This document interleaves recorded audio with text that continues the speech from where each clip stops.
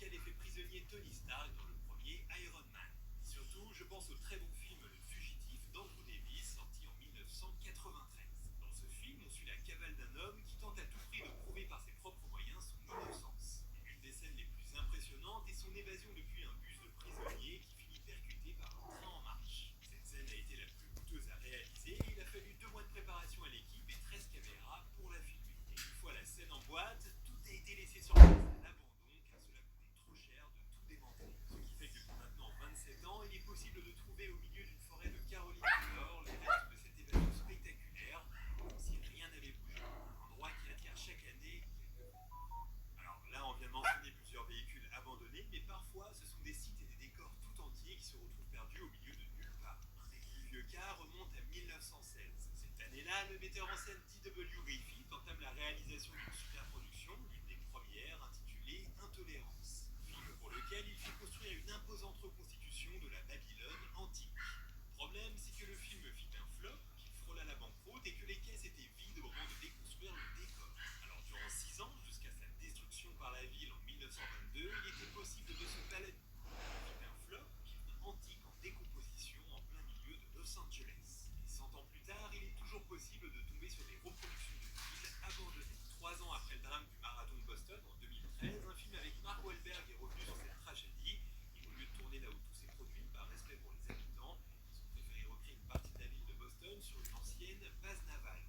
Puis trouver une petite rue typique de cette ville située dans le Massachusetts, ainsi que des commerces qui contiennent encore des planches de fond vert à leurs extrémités. Et encore une fois, tout est laissé tel quel, sur place, depuis maintenant plus de 7 ans. Ne pas pouvoir tourner à l'intérieur d'un endroit dans lequel s'est déroulé des faits historiques se produit souvent, et c'est ce qui est arrivé à Steven Spielberg au début des années 90, lorsque celui-ci préparait son film le plus intime, La liste de Schindler. Spielberg souhaitait tourner dans l'ancien camp de Plazzo, mais dut finalement faire construire un camp à 4 km de là, aujourd'hui se découper sur place en Pologne depuis plus de 25 ans. On y retrouve pas mal d'éléments qui composent et rappellent le film, et de toutes les...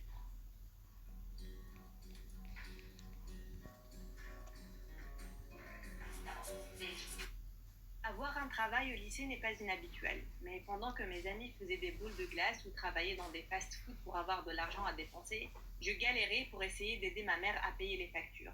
Je pensais que j'allais avoir un autre été ennuyeux, mais mon travail va vous faire perdre la tête. Avant que je ne vous raconte comment j'ai échangé des tabliers graisseux contre des Lamborghini, n'oubliez pas d'aimer la vidéo et de vous abonner à notre chaîne. Si vous le faites, vous allez prendre une énorme pause au cours de la semaine prochaine. Mon histoire commence dans un endroit prestigieux. Vous en avez peut-être entendu parler, McDonald's.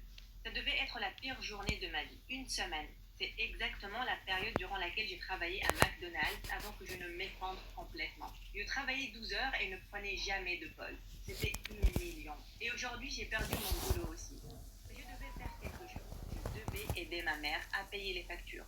J'étais tellement énervée. Je devais tout extérioriser, j'ai donc appelé ma meilleure amie. Je lui ai raconté comment Jessica, une camarade de classe, était venue pour la 10e fois cette semaine avec un sourire démoniaque au visage. J'ai supplié Jessica d'être gentille, lui expliquant que j'avais besoin de ce travail pour aider ma mère. Elle a dit qu'elle comprenait, mais j'ai appris que je ne devais pas la croire. Quand mon patron s'est tourné, Jessica a pris le verre de soda que je lui ai donné et elle l'a renversé sur son pull. Elle a crié et elle a prétendu que je l'avais fait. Maintenant, mon amie était aussi énervée que moi, si ce n'est plus. Elle m'a dit que si je pensais sérieusement à travailler, elle pouvait me trouver un boulot.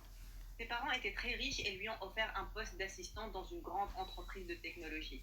Mon amie voulait désespérément que quelqu'un d'autre prenne le poste pour qu'elle puisse passer ses vacances en croisière en Europe. Je suis allée à l'entretien avec mes plus beaux vêtements. Une secrétaire m'a demandé de m'asseoir dans une pièce bondée, d'attendre qu'on appelle mon nom et d'avoir quelques rafraîchissements si je le voulais. J'ai pris une tasse de café pour paraître mature, mais aussitôt que je me suis tournée, une femme ayant l'air stricte et puissante est apparue. Elle m'a demandé si j'étais là pour l'entretien et j'ai dit oui. Ça devait être elle qui allait m'interviewer. Je tremblais tellement que j'ai renversé mon café sur sa blouse extrêmement chère. Un ado au coin a commencé à rire hystériquement. Et la femme est devenue aussi rouge qu'une tomate et avait l'air d'être sur le point d'exploser. J'ai essayé de faire comme si de rien n'était et je suis allée aux toilettes pour prendre une petite pause. Bon, elle était plus lente que prévu parce que je me suis accidentellement enfermée dedans.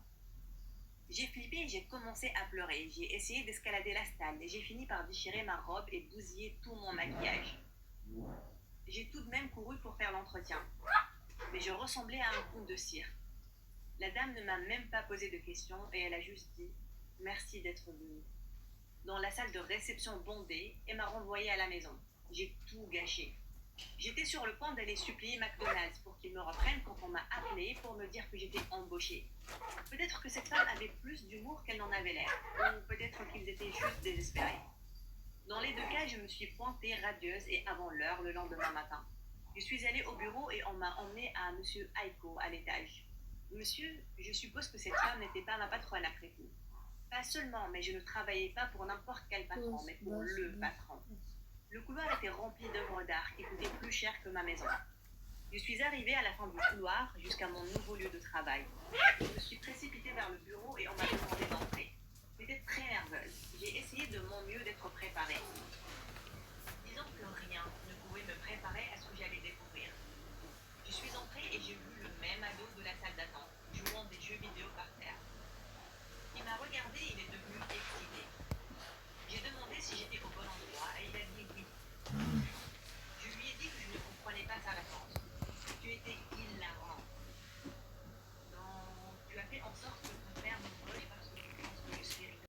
J'avais besoin d'une assistante et que j'étais la seule candidate qu'elle n'a pas ennuyée à mourir. Des zombies. Alors un jour, j'ai pris les choses en main. Jessica, elle vient occasionnellement. Il m'a envoyé à l'épicerie pour un paquet. Il n'avait aucune idée combien les courses coûtaient avec Jessica qui lui m'a donné. Je m'attendais à ce que ce soit un peu stressant plus mal pour elle. Les gens l'utilisaient. Même si j'étais pas bien, multiple, un enfant maintenant, et il a une protection comme un enfant normal. J'ai lui posé des questions sur tout ça le lendemain. Je suis allée direct immédiatement à la crier. Et il a essayé de m'embrasser partie et je ne suis pas revenue. Lui tenant une tonne de sac Gucci et elle lui